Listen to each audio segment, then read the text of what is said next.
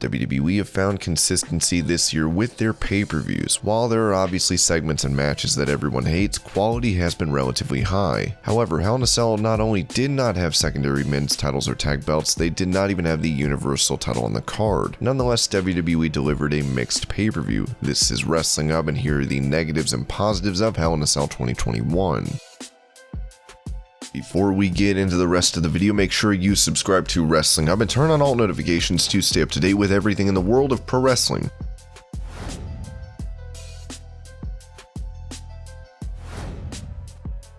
Natalya is facing Rose in a one-on-one match prior to her impending title defense against both Rose and Dana Brooke. The match was closely contested, yet Natalya came away with a well-deserved victory. The bout had its fair share of near falls, reversals, and a clear winner hadn't emerged at any point. While there can be better matches from a technical standpoint, this win foreshadows a title switch whenever Rose gets her win back. The fact that we got the women's tag division any sort of spotlight on a WWE pay-per-view is a great thing, as the division has been decimated by the releases this year, leaving 3 active teams.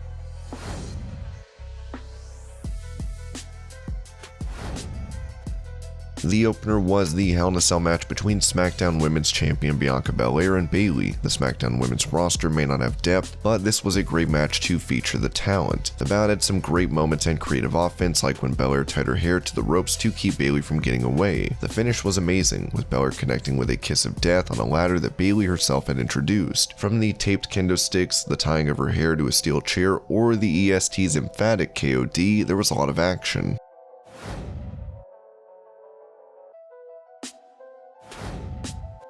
Rollins vs. Cesaro was a WrestleMania rematch, with Cesaro having won at Mania, but he failed in his last pay-per-view appearance to Roman Reigns, and now WWE allowed Rollins to get his win back over Cesaro. It's frustrating to see WWE do this again, as a win over Cesaro isn't necessarily going to change the perception of Rollins. Everyone knows he's a top star. The action was solid, as you'd expect from these two. However, Rollins was booked to dominate an overwhelming majority of the contest. They gave Cesaro the typical babyface comeback spot, but it was obvious from the start that this was a matchup created solely with the purpose of giving Rollins his win back. This marked a decisive end to Cesaro's fairy tale run in the main event. For the 50-50 booking and the squandering of another star's momentum, we have to give this a down.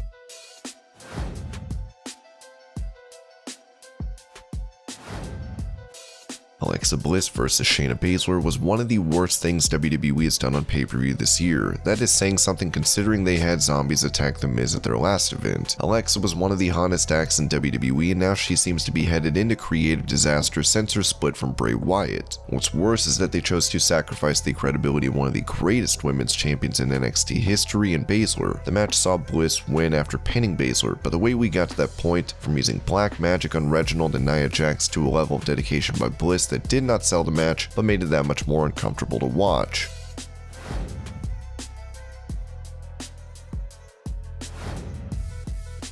Owens and Zayn have been matched up way too many times in the last 5 years, but there's a reason. Crowds always ask them to keep fighting forever. For this match, Owens went full 80s babyface, selling an arm injury. Little things like that help people get invested. Owens was a sympathetic badass and Zayn was vicious and tactical. The heel-face dynamic is usually switched between them, but Zayn and Owens excelled. The final haluva kick Zayn hit to finish the match felt decisive. Hopefully WWE gives Sami his due with a main event run.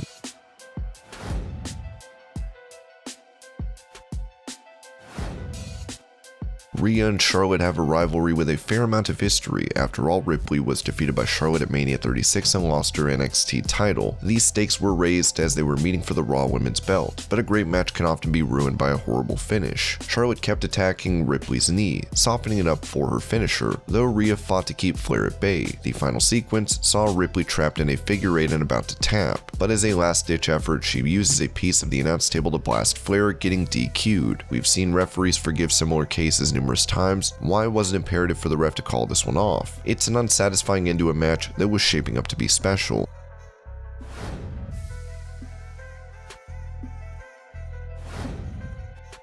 The main event saw McIntyre get a final shot at dethroning WWE Champion Lashley inside Hell in a Cell. This was easily the match that had the biggest stakes and it delivered, despite an odd finish that is split fan opinion. Lashley and McIntyre have been the MVPs of Raw for over a year, so their matches have a big fight feel. Both used weapons like walking sticks, chairs, and the structure around them. Lashley was aided by MVP, who played a big role in distracting McIntyre at the end, allowing Lashley to roll the Scotsman up. We've been told this was the final encounter for these men over the title. The finish makes fans have more sympathy for Drew, who was screwed out of a win. Lashley builds momentum as a heel and looks unstoppable with MVP. A better finish would improve for this match for sure, but given these circumstances, it all worked out and there's intrigue for Raw.